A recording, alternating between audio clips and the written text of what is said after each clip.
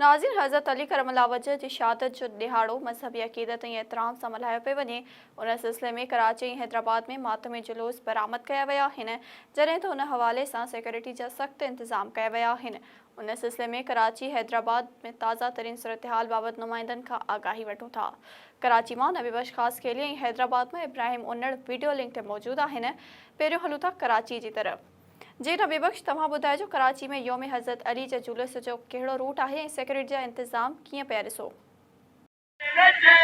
अजी जो अॼु योम अली जो शहादत जो दिहाड़ो आहे वो अक़ीदत एहतराम सां मल्हायो पियो वञे। जॾहिं त कराची जा नंढा वॾा इलाइक़ा आहिनि उन्हनि मां मजलिस ख़त्म थियण खां पोइ जुलूस आहिनि उहे बरामद शुरू थियण चुका आहिनि। पंहिंजे मुक़रर थींदा उहे पंहिंजे इमाम बारगाहनि में इख़्तिताम पज़ीर थींदा।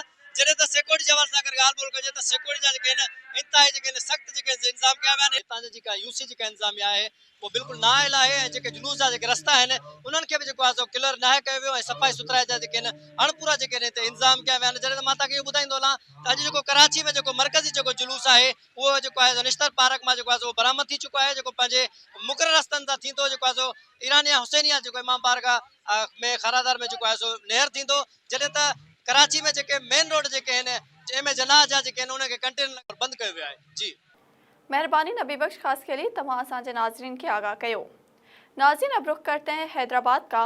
इब्राहिम, आप बताइएगा हैदराबाद में मातमी जुलूस के रूट और इंतज़ामात के हवाले से क्या मालूमात है?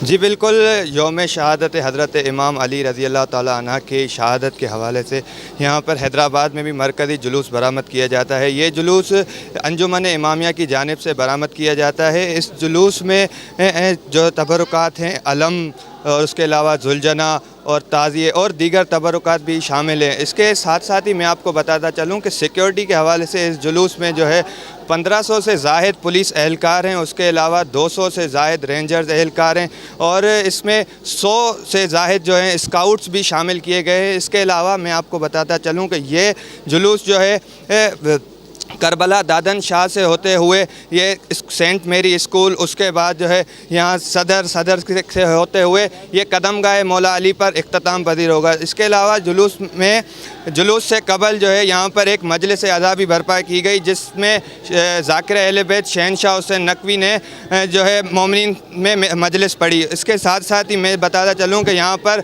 मोमिनीन ने कसीर तादाद में जो है शिरकत की है।